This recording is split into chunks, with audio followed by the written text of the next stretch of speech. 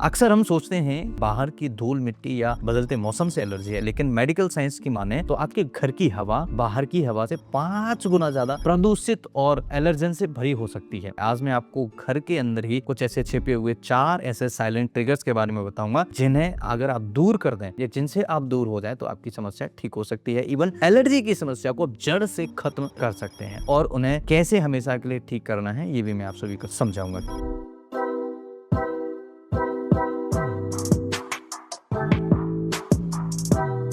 पहला दुश्मन है डस्ट माइट और उनका मेडिकल साइंस। हमारे घर का सबसे पहला और सबसे बड़ा छिपा हुआ दुश्मन है डस्ट माइट, धूल के कीड़े। ये इतने छोटे जीव होते हैं कि इन्हें आप आसानी से अपनी नग्न आंखों से नहीं देख सकते। ये हमारे गद्दों, तकियों, सोफों और पर्दों में लाखों की तादाद में रहते हैं और हमारे शरीर से झड़ने वाली डेड स्किन को खाते हैं। जब हम सोते हैं या बिस्तर पर बैठते हैं तो हमारे मूवमेंट से ये डस्ट माइट उनका मल हवा में तैरना स्टार्ट करता है। आपका इम्यून सिस्टम इसे एक खतरनाक बैक्टीरिया या वायरस समझ लेता है और इसके खिलाफ इम्यूनोग्लोबुलिन ई यानी IgE एंटीबॉडीज बनाने लगता है। यही एंटीबॉडीज नाक में हिस्टामिन नाम का केमिकल रिलीज करती है जो आपके नाक में भयंकर खुजली, पानी आना और लगातार 10 से 15, 20, 50 छींक पैदा करती है। इसे मेडिकल भाषा में पेरेनियल एलर्जिक राइनाइटिस कहते हैं। साधारण झाड़ने से ये नहीं मरते। इसका वैज्ञानिक तरीका यह है कि अपने बेडशीट और तकिए को या इनके कवर को हफ्ते में कम से कम एक बार 60 डिग्री सेल्सियस यानी गुनगुने पानी या गर्म पानी में धोएं। सिर्फ गर्म पानी ही इन डस्ट माइट्स के प्रोटीन को नष्ट नहीं कर सकता। हर 2 से 3 महीने में अपने गद्दों को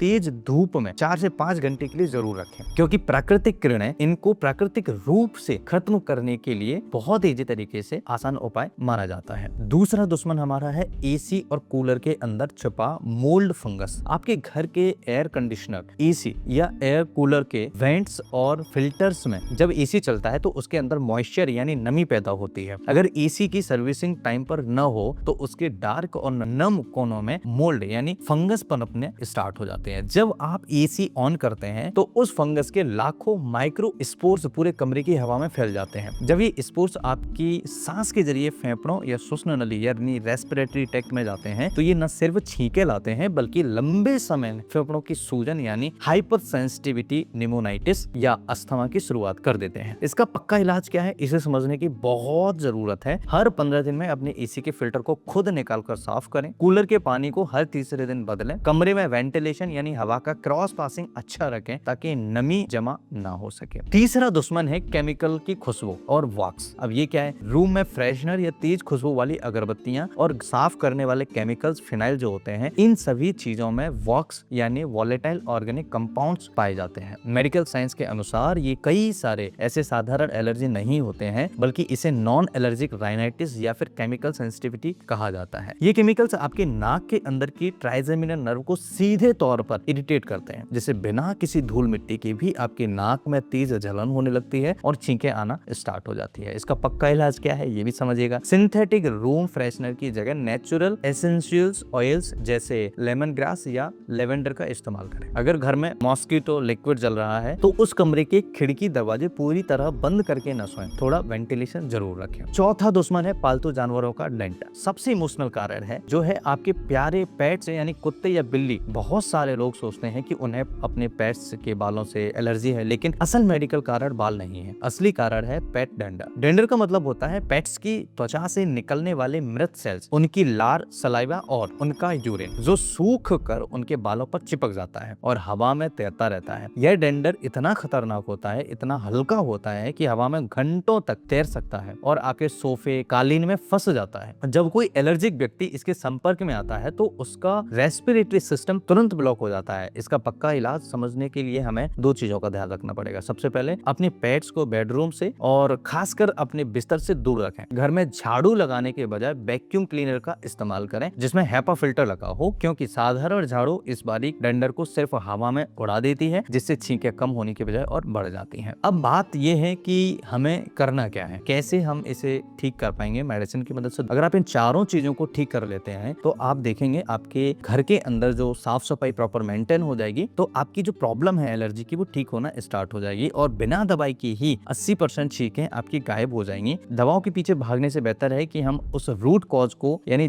जड़ पकड़ने की कोशिश करें और उससे हम ठीक करने की कोशिश करें। लेकिन अगर इन सब बदलावों के बाद भी आपकी एलर्जी ठीक नहीं हो रही है तो आपको एक बार स्किन प्रिक टेस्ट होता है या फिर एलर्जी पैनल ब्लड टेस्ट होता है, जरूर करवाना चाहिए, ताकि आपको सटीक पता लग सके कि आपका शरीर किस विशिष्ट चीज से प्रति संवेदनशील है। कोई भी गंभीर समस्या होने पर अपने पल्मोनोलॉजिस्ट या फिर एलर्जी स्पेशलिस्ट से जरूर सलाह करिएगा। अगर मुझे कंसल्ट करना चाहते हैं तो दिए हुए नंबर पर आप कॉल कर सकते हैं। दोस्तों, इसमें कई सारे होम्योपैथिक मेडिसिन है। साबाडल्ला एक ऐसा मेडिसिन है जो बहुत उपयोग होता है। दूसरा मेडिसिन हिस्टामिनम 30 पोटेंसी या फिर साबाडल्ला 30 पोटेंसी में 5-5 गुण सुबह शाम मरीज को देने से आराम मिलता है और बेहद जल्दी एलर्जी की समस्या को खत्म करने में आसानी से आपको राहत मिलती है। मैं आशा करता हूँ ये वीडियो आपको बहुत इफेक्टिव लगा होगा और इस वीडियो से आपने बहुत कुछ सीखा होगा। कुछ पूछना चाहे तो कमेंट करिएगा और ये वीडियो कैसा लगा मुझे कमेंट करके जरूर बताइएगा। मैं फिर मिलता हूँ इसी तरह के इंटरेस्टिंग, साइंटिफिक और नॉलेज वर्दी वीडियोस देखने के लिए चैनल को सब्सक्राइब करना न भूलें। फिर मिलता हूँ अगले वीडियो में। धन्यवाद।